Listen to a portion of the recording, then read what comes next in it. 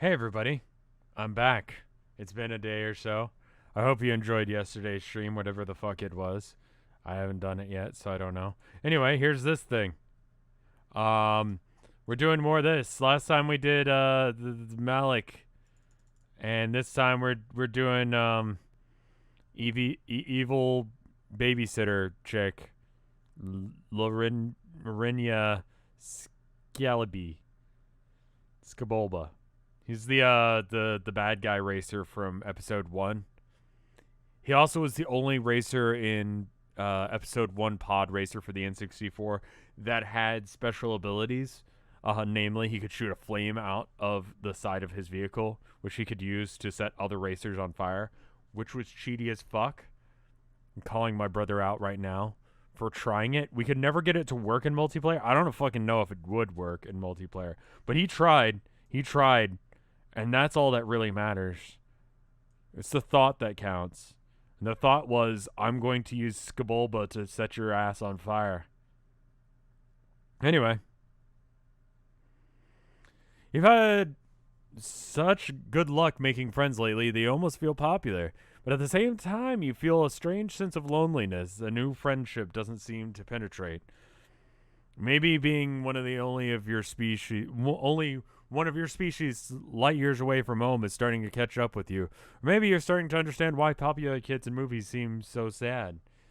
A number of trolls now like you, but do any of them truly know you? What you wouldn't give to hang out with someone who you have a real history with, someone whomst you don't have to do the introductory dance of, yes, I'm clearly an alien, and no, I don't know what's going on. Someone whom you could reminisce about old times, someone who you've hang out with more than once. Right now, you're on the outskirts of town, and the rocky outcrops surrounding you are familiar. You're pretty sure that the entrance to the brooding caverns is around here somewhere. Your heart beats a little faster. Bronia lives close to here. Talk about history. The two of you know each other. My playthrough, okay. Oh yeah, and then we did hang out at Elward's place, and that was awkward. Plus, you have a phone now. You have the power to text first. You get out your phone Kanye gave you, and look at you go, reading an alien language and operating alien technology just fine. Does it make sense that you've learned how to read a new alphabet in weeks without anyone teaching you? Not really. Maybe your struggles with Spanish class in high school were just a fluke, and you've been a secret linguist genius this whole time. Or maybe it basically resembles English. Bronia texts you back immediately, giving you directions for how to meet her in the caves. You head down, but before the J-Blood Hive is the sight of a troll emerging from the shadows. At first you think it's Bronia, but freeze mid-wave when the new troll steps into the light. Bronia doesn't wear glasses. She never glared at you like that. It's you. I remember you. You were down here a few weeks ago. This is new. Bothering Bronia and distracting her when you almost had a Lussus stampede. Oh, a fucking breakbeat.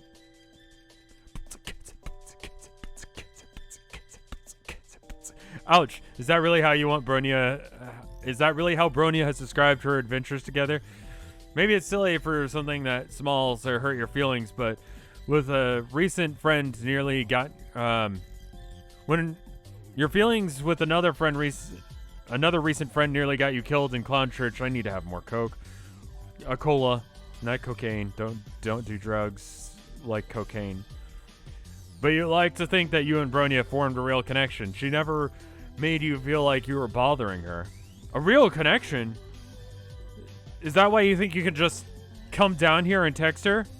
Holy shit, is Lorendia reading Bronia's messages? Does Bronia know that she's been doing that? That's none of your business. Oh, that's just how they start their conversations, and that increased another dagger. Bronia and I are just best friends. I'm just looking out for her. She has a lot of Jade Blood responsibilities, and she doesn't need some anyone shifty coming near in to disrupt her. You have to wonder if Bronya would have agreed with the statement made on her behalf, but you sure would like to see her in person to confirm for yourself. Oh, you would like that, wouldn't you? Why don't you tell me what is the nature of your relationship? Why should I allow you to hang out with her? Also, your text message is so boldly suggested. As your text message so boldly suggested. Jesus fucking Christ. Give me a fucking dictionary and teach me to read. Bluffing has saved your ass in some bleak situations before, but you could go on the offensive here. You're concerned about Bronya's privacy now, and as her friend, maybe you shouldn't just look the other way. Why the fuck are you creeping on her phone? You know what? Being a baller helped us out last time. The dude was even a little bit gay for us, so let's try being a baller again. You know? Going thick into the paint. Playing it safe has gotten us, like, mostly murdered in the past. So, I don't know. What now, bitch? You puff up with all of your self-righteousness that you can muster. The nature of your relationship with Bronya is between you and Bronya, and you're not doing anything suspicious by wanting to see your friend. Aw, shit. In fact, it's a lot more suspicious that Larendia is trying to intercept anyone whose messages with Bronya. What possible reason could she have to justify that? They're dating. Well, I never. As I said before, I'm Bronya's best friend. I take her relationship, responsibilities of... A little bit of gay slipped out right there. My responsibilities as friend, very seriously. You press the issue, narrowing your eyes and crossing your arms over your chest. Responsibilities as friend, huh? Kind of sounds a little fishy. Fishy? Are you serious right now? Are you coming down here making fish puns like some kind of sea dweller? That is so suspicious. Who knows what Bronya decided to show you when you tricked her into trusting you. Not that we have anything to hide, but who knows? If you're at all associated with sea dwellers, then we have a pretty big problem on our hands, don't we? I'm sorry, that punctuation is used to end sentences, so I ended the sentence, and then I went on to the next one, and it didn't start with a capital letter, because why the fuck would it? And then it was the same sentence. Am I? Okay, I thought I was streaming for a second, because it says encoding high. It's like, no shit, I'm uploading and rendering at the same time. You over here, you've heard of sea dwellers by now, but none of your friends have talked about them much. Mostly, you've gathered that to dwell in the sea. You don't know why that would be extra bad for you to be one of them, but you make it clear that you need to backpedal. Before you can try and disown your own choice of fish-related phrasing, Larendia advances on you. Obviously, I can't let you talk to Bronya now. You're way too suspicious. I think you and I should have a private conversation instead. At least your life is uneventful when you're unconscious. Great. That's a fucking bloodbath, and I am probably tied up. Oh my god, you're a creeper, aren't you? Oh, Jesus Christ. That's a dick. That's a dick. If I've ever seen a drawing of a dick, that's a fucking dick. Zoom in, enhance, hold on. Hold the fucking phone. Hold the phone. Give me a second. That's a goddamn dick, and we're gonna look at it. But it's not enough of a dick where, like, fucking... I need to learn how to use this software. Yep. Capture any specific window. Friend sim. Yep. Okay, cool. Here we go. Oh, shit. It's upside... What the fuck? I can do that? That's weird. Hold on. We gotta zoom... We gotta do the thing. Zoom in. Enhance. That's a dick. Proven. Done and dusted. That's a dick on a book if I've ever seen one. If that means something else, if that symbol is associated with any character, that character's a dick. That's a penis. Play the X-Files theme. When you come to, you're sitting on a chair with your wrists tied, your eyes adjust to the darkness. You realize that you're in a smaller cave than the big open caverns that led to the Jade Blood Hive. Your light switches on, and you can see that the cave walls are lined with bookshelves. There's a desk in the corner. There are books, notebooks, and bulletin boards with look like outlines and study guides pinned on them. In front of you is Lindria holding a knife. Oh, good, you're awake. Oh, good, I'm tied up and you have a knife. This is my study cave. In Jade Blood Hive, it is harder to concentrate because people break the rules and I get irritated, so I come here to do homework. That's all. Just homework. You take a second look at the bulletin boards and you see what Larindria has pinned up are pictures of Bronia. There are a few pictures of Larindria and Bronia together, but it's mostly just Bronia by herself, and there are even a couple of blurry photos of Bronia and Elward. What are you looking at? There's nothing to see here. That's an issue. Also, there's a dick book directly behind you. Also, troll skulls aren't like... That's weird. I figured troll skulls would be like candy colored as well, but they're just like normal human skull colored, except for the horns, which are special. That's fucking weird. She brandishes the knife in your face. Yeah, sure, now she's trying... Yeah, and... Okay, and yeah, now she and her gigantic knife have your full attention. You aren't looking at creepy Bronia shrine anymore.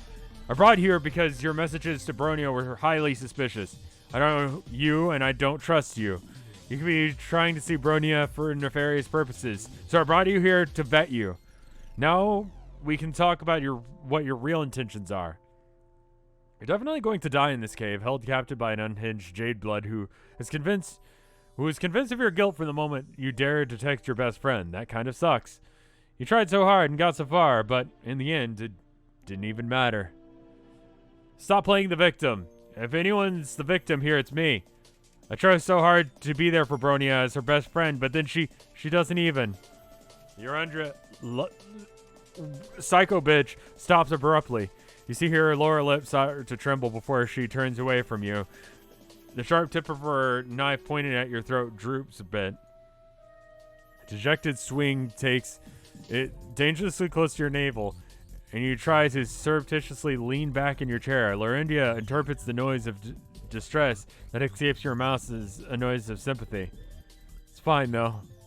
Really, it's fine. Our friendship is great. I wouldn't change anything about it. It's fine as long as she doesn't have any other friends. Because I'm her best friend. I should be the only one she needs. That's not how friends work, but okay. You have a knife, so it is now. Larindia's knife is now completely lowered, pointing at the floor, giving you some hopes. She seems to have forgotten about the Sea Dweller's suspicions. Maybe if you can keep her talking about Bronia, the whole stabbing notion can be taken off the table and she might even let you go. You rack your brain for all the knowledge of Alternian relationship dynamics that you've managed to compile during your time on this planet. Best friends. They have a special word for that, right? You tell her, Lauren, psycho bitch, you're sure that Bronia doesn't have need anyone else. If she and Bronia are monorails, and then she must be very special to her. What? I never said we were monorails. That's not even a quadrant that I want her in. I mean, never mind. How dare you make assumptions? Hello, knife point again. Oh, shit. All you meant to say was that you thought her relationship with Bronia was fine.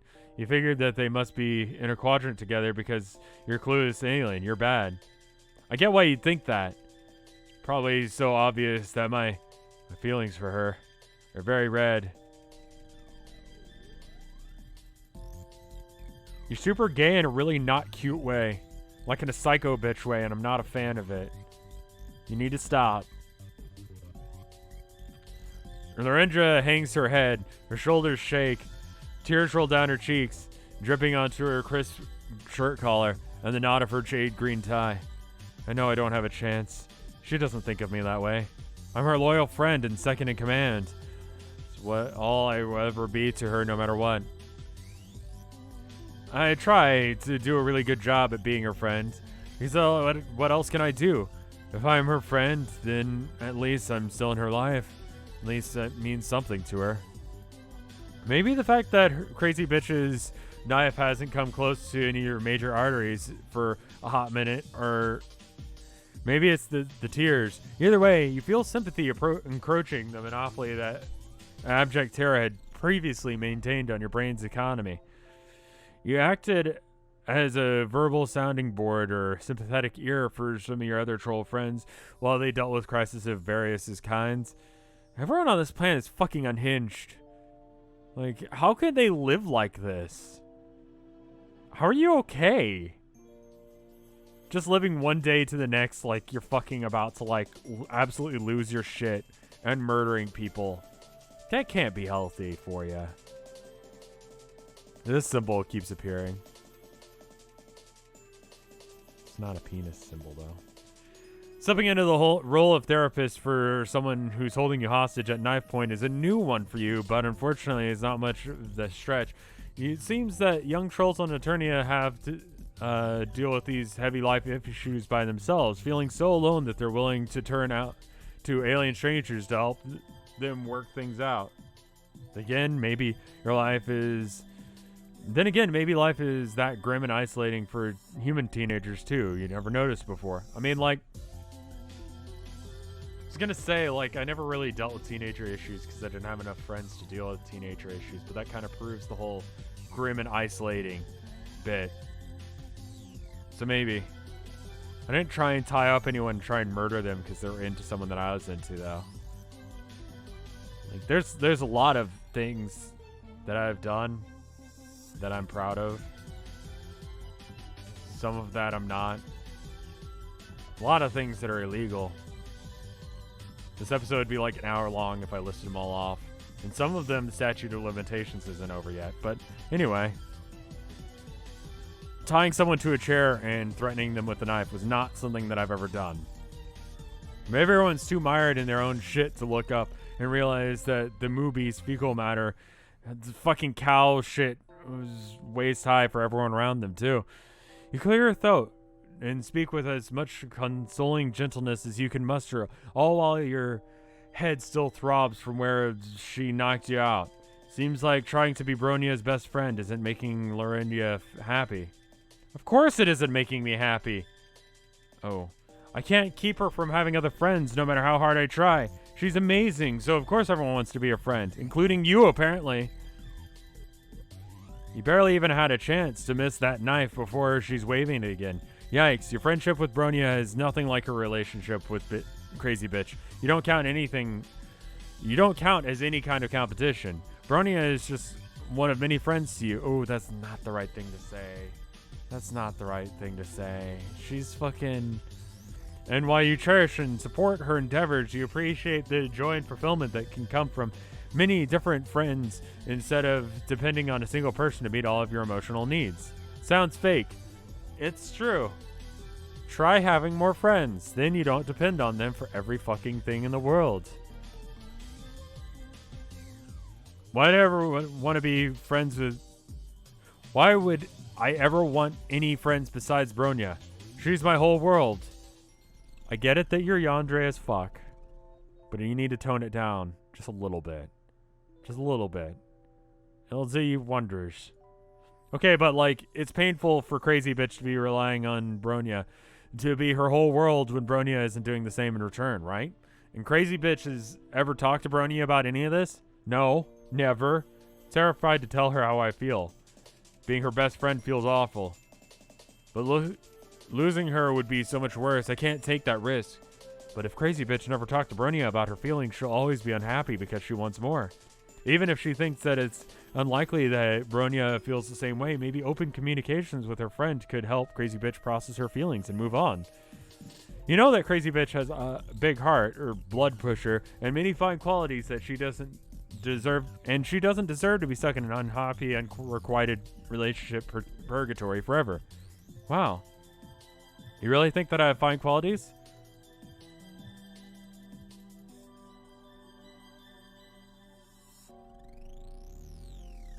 I honestly don't know you that well, and I'm tied up in your basement, and you've been threatening me with a knife for about half the time that we've been speaking. So I really can't speak on that. I like your glasses. It's very hard to try and think about. You try very hard not to think about the glint of that knife. Sure, crazy bitch has positive qualities. She seems loyal and well organized and studious and caring.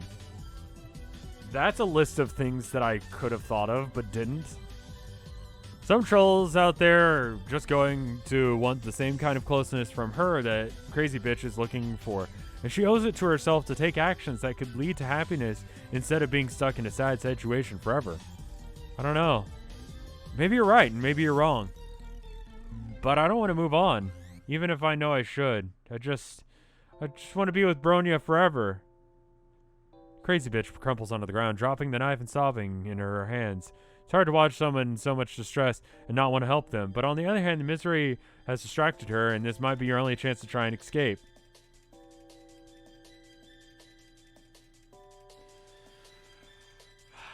This is probably going to be the decision of the episode, because we're at like 20 minutes in, and I'm trying to make these about 30 minutes long, so... Attempting to escape is probably not going to work, and she's going to think that I'm just trying to escape. She's also fucking insane. I don't know how distracted she is. I also am a complete fucking idiot and will say something really stupid. I believe in myself and my ability to be a complete idiot. And so, do I try and comfort her knowing that I cannot talk last episode, you fucking see last episode? I didn't even get a choice in that shit. That's what he does when he's just left to his own devices. If I give him a choice, he's going to do it stupid. You know he's going to do it stupid, no matter which one I pick.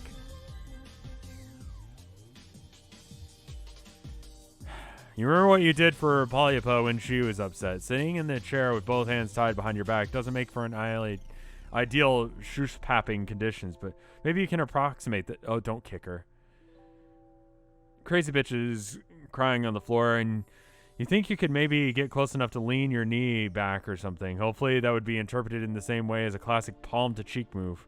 You inch closer to her and lose your balance and wobble and topple forward. Linra's crazy bitch's discarded knife is right there, sharp edge, ready to plunge right into your oncoming soft body, but crazy bitch moves quickly and grabs your chair and saves your life. Oh shit, that was a close one. You really could have died. This and that and this and that over there. I didn't even notice that blood until just now. Why is that surprising for you? Why do you care? I'm tied up in your fucking basement. You have a knife. The situation is very clear.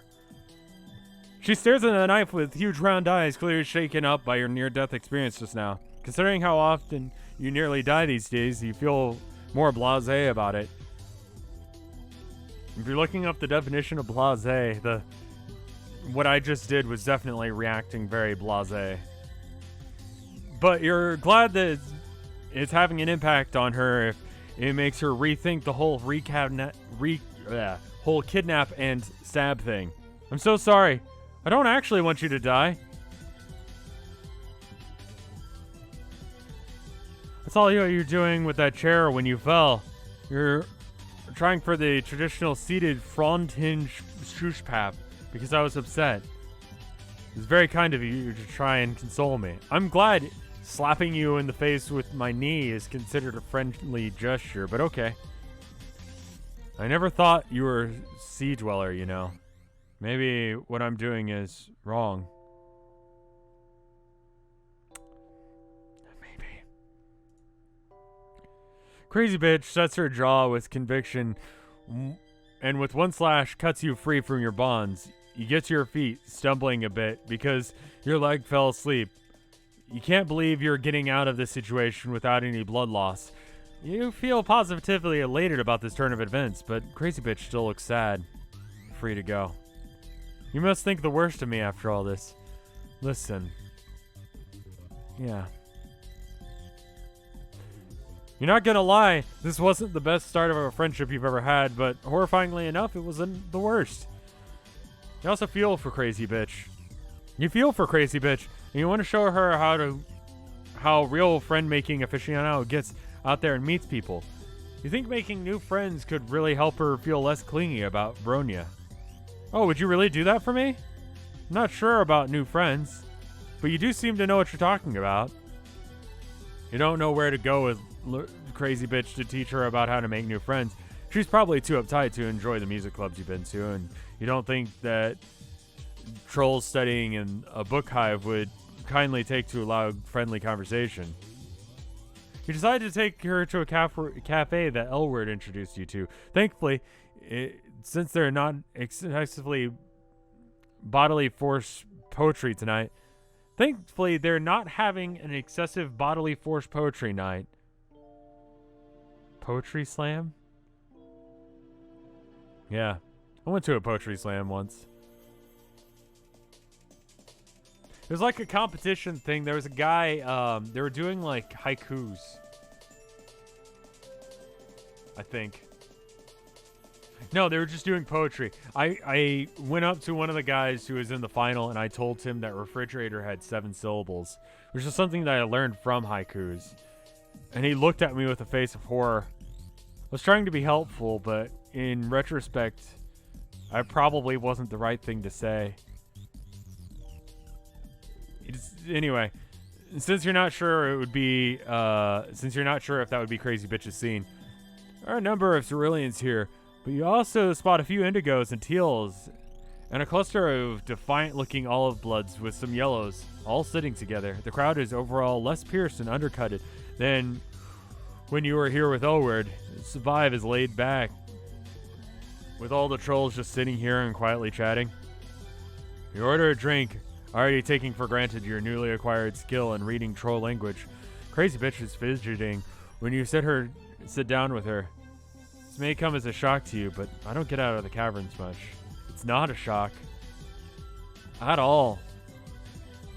I don't have much time. There's so much to learn about J-Blood life and troll reproduction. And Bronia needs my help to maintain order. It's not very often that I have to interact with trolls of other blood colors. Okay. You're not sure what's making her uncomfortable. The trolls around here that are lower than her on the humo spectrum are those that are higher. You worked out that by now that Jades are right in the middle, so maybe Crazy Bitch identifies that neither the haves or the have-nots. From when you remember, the neutrality is the big concept with the Jades. You sure, Crazy Bitch, that it's natural to be a little nervous. Most people feel like they're stepping out of their comfort zone when they make new friends.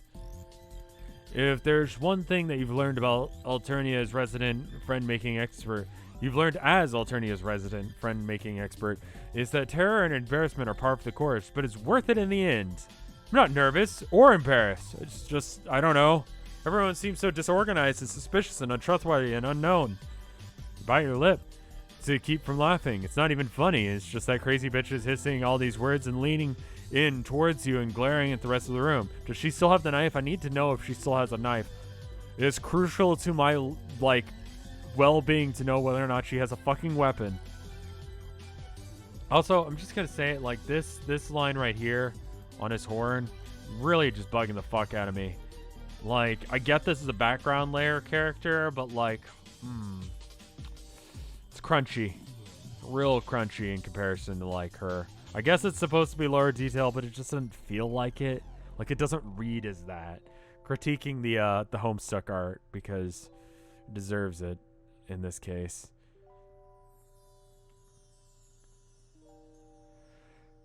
It's like someone put a 1950s school uniform on a feral cat. Before you can try again to reassure her, a new troll ambles up to your table. She looks friendly. And that's friendly. She looks friendly, and that's friendly amiable. She's wearing glasses and carrying a book bag and has a teal symbol on her chest, so she might be a nerd like Crazy Bitch. This could be a good new friend match. Hi guys, says new friend.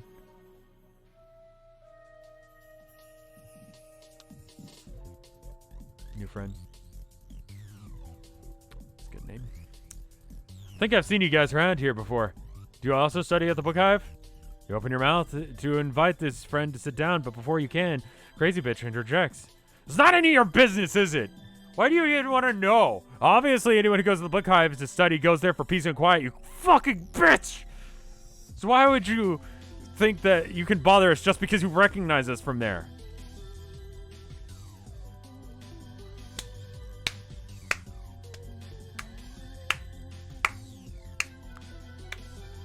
I'm gonna be alone forever.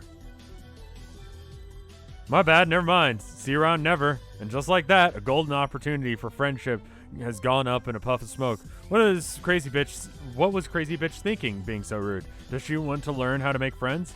I changed my mind, okay? There's no way I could be friends with any of the people here. I don't know them. Not like I know you. You're surprised that crazy bitch feels so positive about you when she was ready to stab you an hour ago. She takes your hand in both of her hands and squeezes your fingers tight. You know, we didn't get off to a great start. No. No, we didn't. That's my fault. Yes, it is. But I can make it up to you. We're friends now, and we'll be friends forever. And I will call anyone who even thinks about trying to fuck with you. It's not quite the lesson you had hoped to teach about making friends, but maybe her fierce loyalty and possessive streak spread out between you and Bronya, and crazy bitch can be a little bit more low-key about being a friend to you both. Oh, that was another line of... Oh.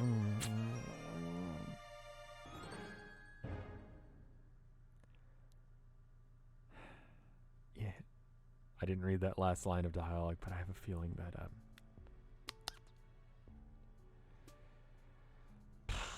Okay. Yeah, I mean, that was a little lesson in why you should have more than one friend. Like, you put too much, like, need in them to be the emotional anchor that you need in your life. And then, before you know it, you've tied someone up and you're threatening them with a knife in your basement because they wanted to talk to your friend. Is that really how things go? Not really, but it's a lesson to be learned, I guess, of some sort or something. Anyway, if you guys enjoyed this, let me know. Okay, there's things popping up on screen any second now. You can click them. I believe, if I've done my math right, so tomorrow the first one will come out. So that's fucking day of the week, is it? So tomorrow is Friday, so then there will be another video, and then there'll be... So if you go to Arcade today at this time, I posted a video about something about art. I'm not sure which of the two ideas I'm going with. So if you want to see that and you want to support me being an artist, cool. I sold my first painting ever, and I shipped it out today. I feel real proud of that. So if you wanna look at art and stuff, that's where it's at.